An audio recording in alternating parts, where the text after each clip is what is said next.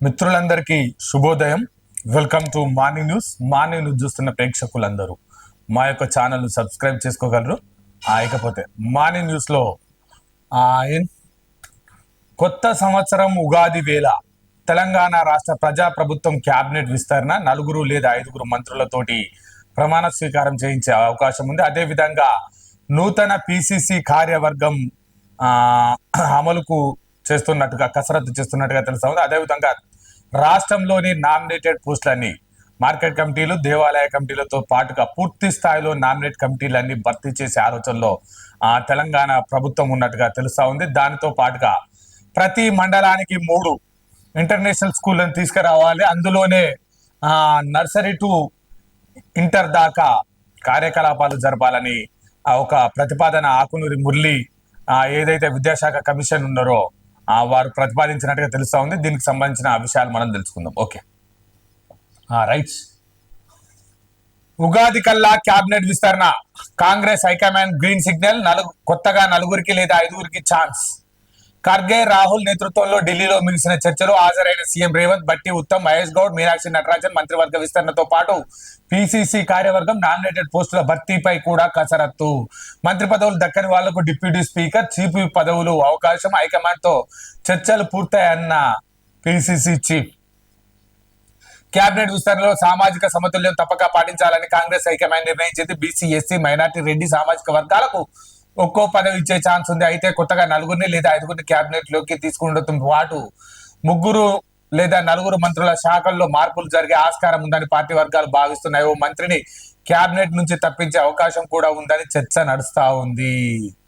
దాదాపుగా ఏదైతే ఢిల్లీ పెద్దల దగ్గరికి సాయంత్రం 7 గంటల నుండి రాత్రి 9 గంటల దాకా ఏదైతే ముఖ్యమంత్రి రేవంత్ రెడ్డి, బట్టి విక్రమార్క, ఉత్తమ్ కుమార్ రెడ్డి, పిసిసి చీఫ్ మల్లికార్జున్ ఖర్గే, కేసీ వేణుగోపాల్, అదేవిధంగా మీనాక్షి నటరాజన్ ఢిల్లీలో చర్చలు జరిగినట్టుగా తెలుస్తా ఉంది. పూర్తి స్థాయిలో ఒక కొలిక్కి వచ్చినట్టుగా సమాచారం వస్తా ఉంది.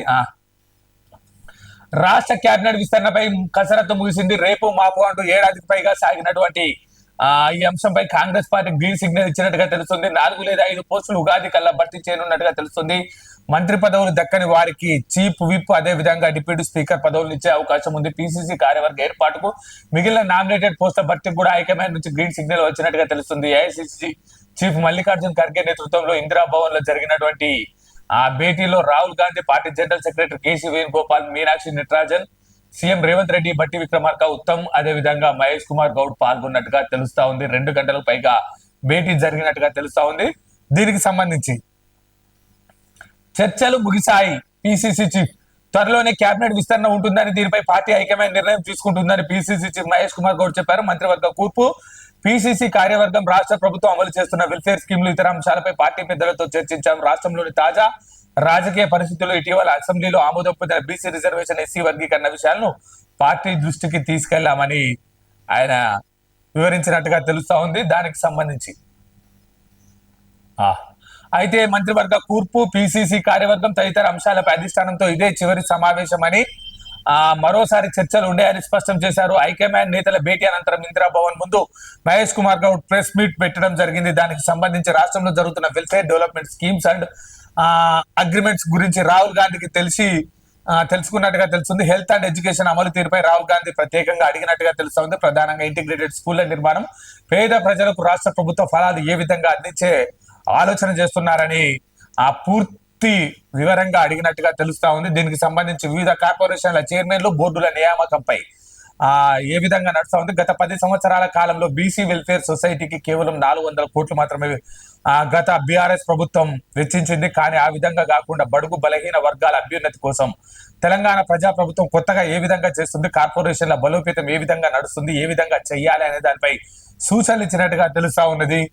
ఇకపోతే ఉగాది కల్లా క్యాబినెట్ విస్తరణ, సాయంత్రం 6:30కు 7 గంటల నుంచి 9 గంటల వరకు మీటింగ్ సాగింది. అయితే ఆలస్యంగా 7 గంటల నుంచి 7 గంటల 45 నిమిషాలకు మీటింగ్ వచ్చిన మంత్రి ఉత్తమ్ ముందుగానే మీటింగ్ నుంచి వెళ్లిపోయినట్టుగా తెలుస్తా ఉంది. క్యాబినెట్ విస్తరణలో ఉత్తమ్ కూడా కొన్ని పేర్లు ప్రతిపాదించినట్టుగా తెలుస్తుంది. వాటిపై కూడా చర్చ నడుస్తుండగానే మధ్యలోనే వెళ్ళిపోయినట్టుగా తెలుస్తా ఉన్నది. మంత్రివర్గంలో అవకాశం దక్కని నేతలకు ప్రత్యామ్నాయంగా ఏ పదవులు ఇవ్వాలనే దానిపై కూడా కాంగ్రెస్ పెద్దల భేటీలో తెలిసినట్టుగా తెలుస్తా ఉంది. 4 వర్కింగ్ ప్రెసిడెంట్లు, 20 మంది పిసిసి వైస్ ప్రెసిడెంట్లను తోటి ఒక జంబో కార్యవర్గం ఏర్పాటు చేసే ఆలోచనలో పిసిసి ఉన్నట్టుగా తెలుస్తా ఉంది. ఇకపోతే ఇళ్ళనే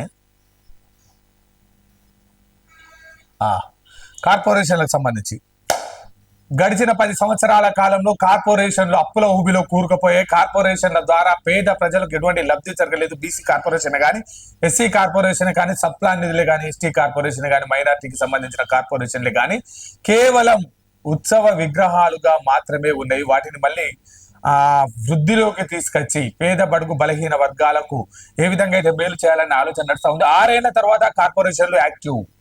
రాజీవ్ యువ వికాసం స్కీమ్ తో బీసీ, ఎస్సీ, ఎస్టీ, మైనార్టీలో కార్పొరేషన్ లో సందడి. Good move.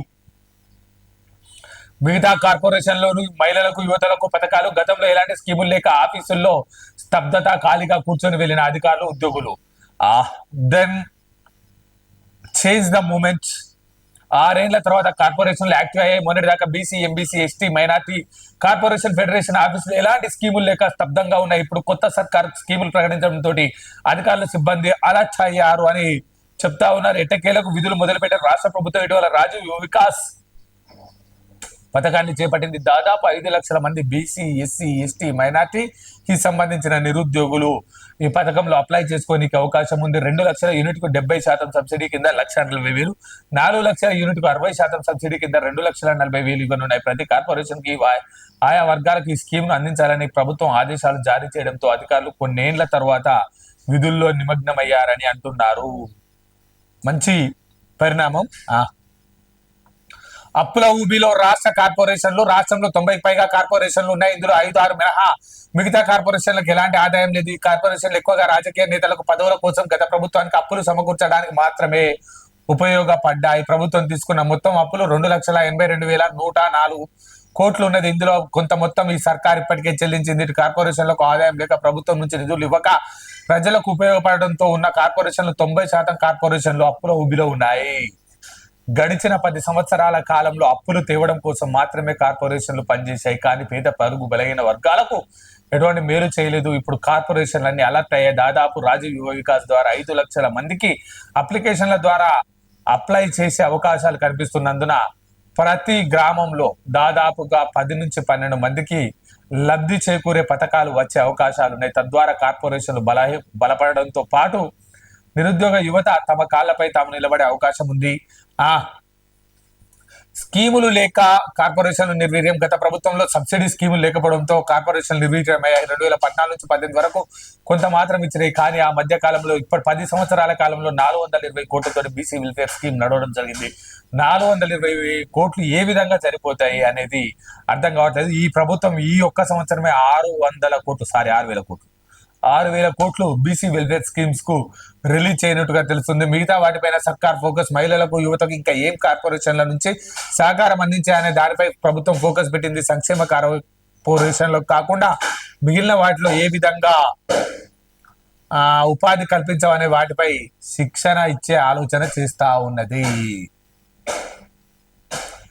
యథాచిత్తం తదా అంటే మనము ఏదైతే అనుకుంటామో అదే చేయాలని, మనసులో ఏదైతే అనుకుంటామో అదే చేయాలనే లక్ష్యంతో ప్రభుత్వాలు పనిచేయాలి.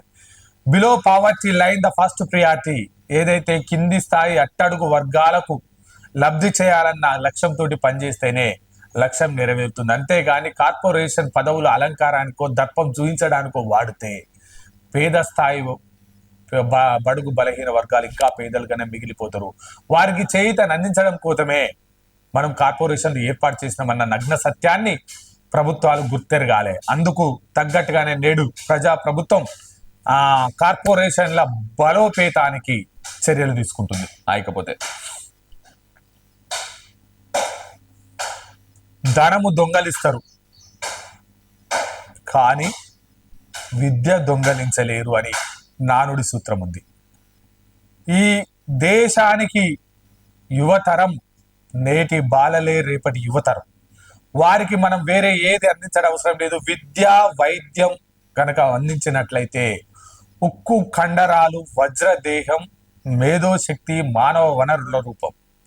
ఇవన్నీ వెరసి ప్రపంచానికి భారతదేశాన్ని కొత్తగా పరిచయం చేయొచ్చునని ఆనాడు ఏదైతే వివేకానంద చెప్పిండో, గడిచిన 10 సంవత్సరాల కాలంలో విద్యా వ్యవస్థ పూర్తి స్థాయిలో నిర్వీర్యమై వైద్యం అందక ఎంతో మంది ఆసుపత్రుల పాలై కరోనా మహమ్మారి రూపంలో కొన్ని వందల కోట్ల రూపాయలు చేతుల మారి పేద బడుగు బలహీన వర్గాలు ఇంకా పేదలుగానే మగ్గుతూ విద్య అందక విజ్ఞానం లేక నేడు తెలంగాణ పరిస్థితి సోమరితనంతో సోమరి పోతుల్లా కొట్లాడే పరిస్థితికి వచ్చింది.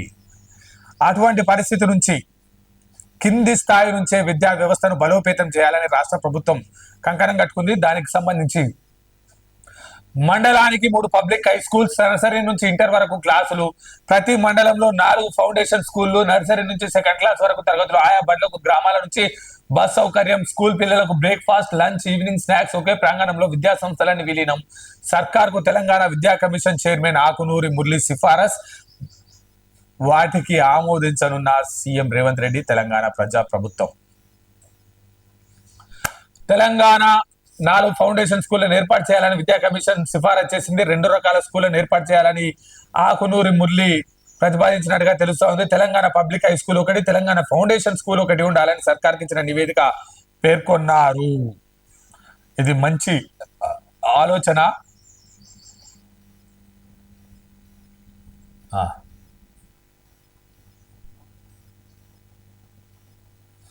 కమిషన్ సిఫారసు చేసిన నివేదిక ఒకే ప్రాంగణంలో ఉన్న ప్రైమరీ, అప్పర్ ప్రైమరీ స్కూళ్లతో పాటు ఇంటర్ కాలేజీలు ఉంటే వాటన్నిటిని విలీనం చేసి ఒకే స్కూల్ గా చేయొచ్చు. దీని ద్వారా ప్లే గ్రౌండ్, క్లాస్ రూమ్ కొరత తీరుతుంది.